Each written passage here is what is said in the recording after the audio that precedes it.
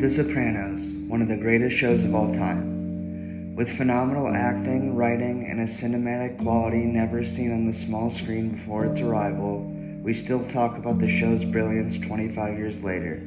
Here are my favorite bits from the 2024 Tribeca Film Festival Sopranos anniversary.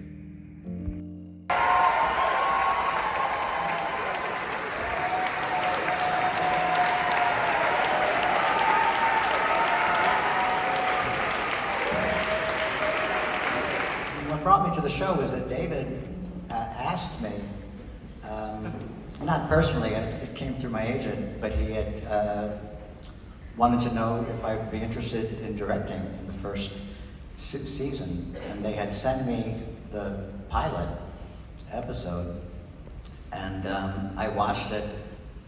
I don't think I've ever told you this, David, but I watched it and I didn't get it. I always wanted to know what it felt like season after season to grow up on The Sopranos.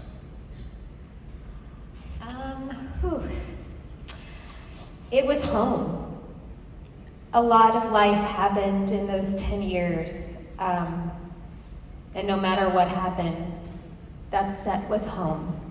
And the people up here were home and accepted you and loved you no matter what. So it was a privilege and an honor, and has greatly shaped who I am today.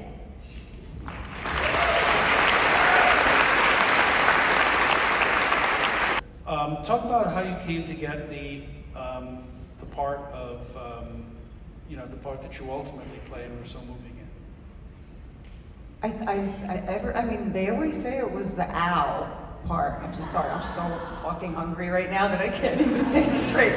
I'm sorry. I couldn't believe those auditions that we just watched. Oh my God, I want all of them. Him with his long hair, and so everybody looks like a baby. But I think that in the pilot, I thought it was a show about opera singers. I didn't know what I was reading for. I think it was a cold reading too, and I read for like 5 different roles. And then I knew what the show was going to be about when they called me at my parents' house in Queens, and my grandma was making chicken cutlet parmesan, and they were like, "Can you please come and audition right now?" And I was like, "Right now? Like, who fucking does this?" And I was like, "I'm in Queens," and they were like, "Where in Queens?" I was like, "Fuck." And my mother looked at me and she was like, "Oh, you're going." And she goes, "Let me see the script." And she went into my safe, and her safe, not my safe, and pulled out my nameplate in diamonds, Andrea. Looked like Adriana, I guess.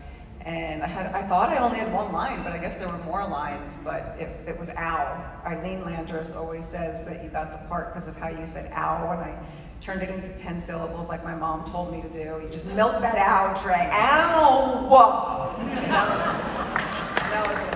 And I love David, and I love everybody here, and I always joke around that I learned how to act from him, and I didn't know what I was doing. I was in film school, I didn't really act, so I am so grateful forever to be here, and man, that's all. Thank you. You know, when I hadn't watched it since it initially aired, all that time, and when I first watched it, I was still doing the show, so your perspective is you're wrapped up in it, and your part, and everything that's going on, and when's is it going to end, and all that. You're part of the show, so it colors your vision of it. So all that time later, so it was like when we started doing it was 13 years later, right? When we were rewatching it, and it was way better than I remembered. And I remembered it being great, but with some distance, and a little more objectivity, how thorough a production it was, like on every level of the filmmaking and the details, and it's just remarkable. I mean, how fantastic it is, and how well it holds up over time. Yeah, I think initially, my impulse was to write a TV show.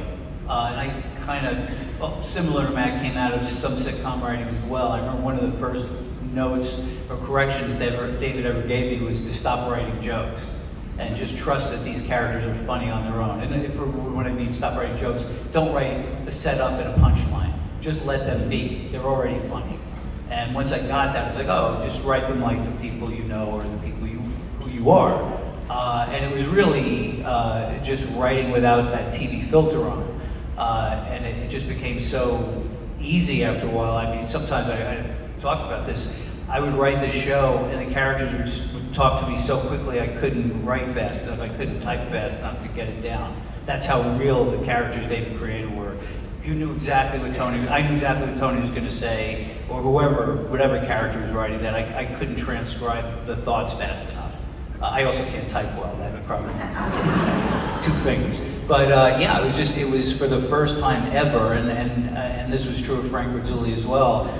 Frankie had been a writer for years and an actor for years, and all his writing was always disappointing until The Sopranos. He always said, none of the characters you ever wrote for is ever as interesting as the real guy. Now finally you're writing for characters who are more interesting than you, and now it's great. And that I felt we all benefited from that, and these are the characters they've created. Well, first of all, I want to say, if it wasn't for the word fuck, and this includes you audience people too, where would we be now? Nowhere. Yeah, so I feel so much like I was so lucky to work with these guys, and we really do, I really saw it today, really strongly, what a family it is. And that's the best thing that could have been, as far as I'm concerned.